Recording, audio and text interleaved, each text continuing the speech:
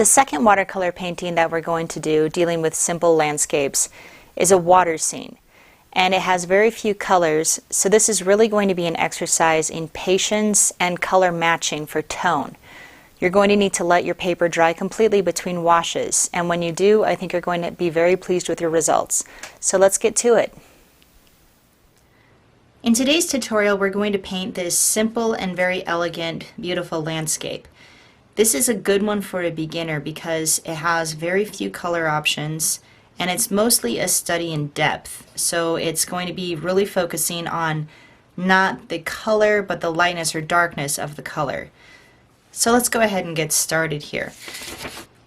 I've drawn the picture, I've protected some spots with masking fluid, and now I'm ready to mix up this shade of blue. So we're going to just paint the very light blue of the background.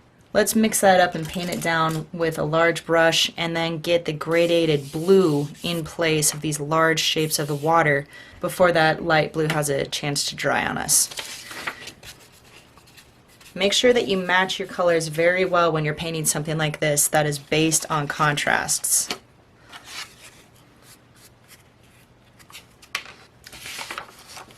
Alright, so I'm just going to start in the top and paint my way down. It's very, very light. So I'm just going to paint everything with this one same pass of that light blue. Make sure that you've drawn your lines dark enough that they don't all get washed away here.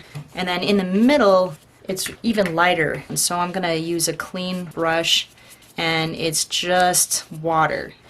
And I'll use a paper towel, clean paper towel, and just blot out the middle section lightly like this, and down here in the water.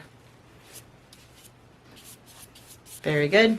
And then I'm going to mix up the next color that I need while that's kind of setting up. I don't want it to be sloppy wet when I paint my next color down because that will just make the paper buckle. So I'll just take my time, color match carefully, and I'm just going to focus right down here because that's where I see the dark color, and then in the corners here it's very dark.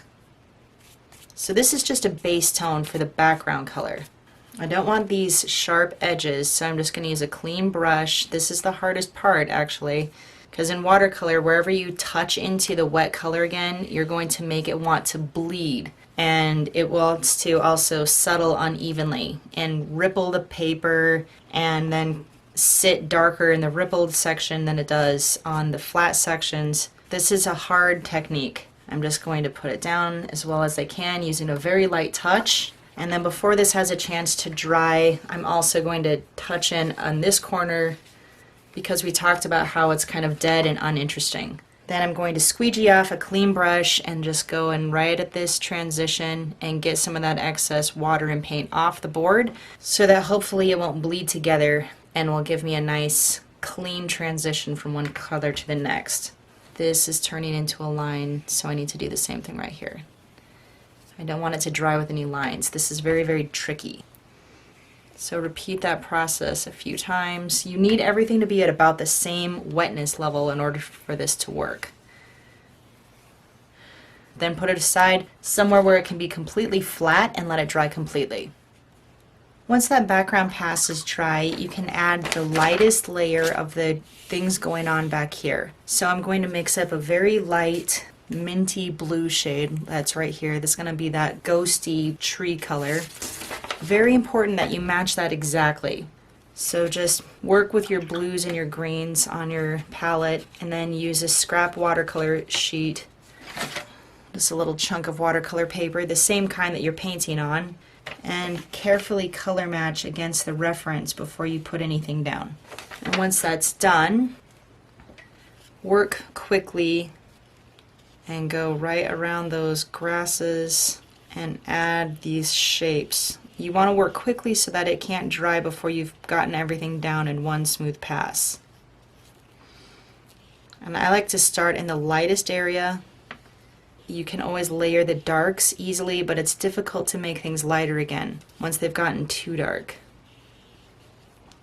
So here on the edges it gets quite a bit darker, and I can layer